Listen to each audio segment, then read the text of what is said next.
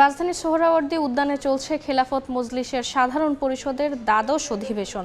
সেখানে আছেন সহকর্মী শফিক মুন্সী। সরাসরি চলে যাচ্ছি তার কাছে।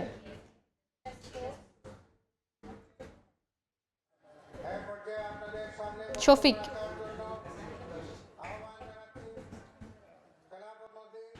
এই সোহরাওয়ার্দী উদ্যানে প্রায় ১.৫ দশক পর কিন্তু খেলাফত মজলিসের পক্ষ থেকে এই অধিবেশন এবং সম্মেলন করা সম্ভব হয়েছে বলে আয়োজকদের পক্ষ থেকে জানানো হয়েছে।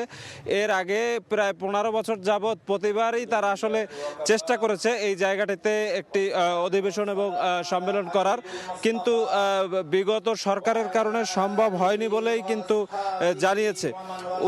এই আজকের যে অধিবেশনের উদ্বোধন করেন এই দলটির সাবেক আমির মাওলানা মোহাম্মদ ইসহাক, এবং উদ্বোধনী বক্তব্যে কিন্তু তিনি যে বিষয়টি তুলে ধরেছেন যে বাংলাদেশে ১৯৭১ সালের মুক্তিযুদ্ধের পর স্বাধীনভাবে, বিশেষ করে যারা ইসলামী সম্প্রদায়ের মানুষ, তাদেরকে আসলে একটু মুক্তভাবে এই স্বাধীন দেশে বাতাস নেওয়ার জন্য দীর্ঘদিন অপেক্ষা করতে হয়েছে, এবং তার পরবর্তীতে ২০২৪ সালের আগস্টের অভ্যুত্থানের পরই বাংলাদেশের ইসলামিক যে রাজনৈতিক দলগুলো আছে, ইসলামী ধর্মমানা যে মানুষগুলো আছে, তারা আসলে স্বাধীনভাবে তাদের কার্যক্রম পরিচালনা করতে পারছে, এবং এই যে ধারাবাহিকতা, এই ধারাবাহিকতা যেন সামনেও বিদ্যমান থাকে সেই প্রত্যাশা কিন্তু তিনি ব্যক্ত করেছেন।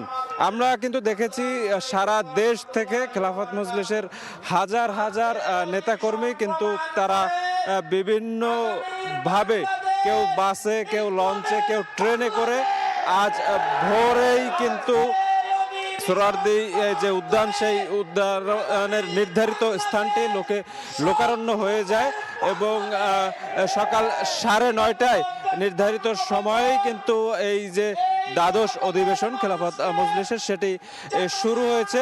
এবং আজকের এই অধিবেশনে কিন্তু শুধু খেলাফত মজলিস নয়, অন্যান্য যে রাজনৈতিক দল, বিশেষ করে বিএনপি, জামাত ইসলামী আন্দোলন, এবি পার্টি সহ অন্যান্য বিভিন্ন রাজনৈতিক দলের যে প্রধান শীর্ষ নেতা যারা আছেন, তারা কিন্তু এই অধিবেশনে ইতিমধ্যে যোগদান করেছেন।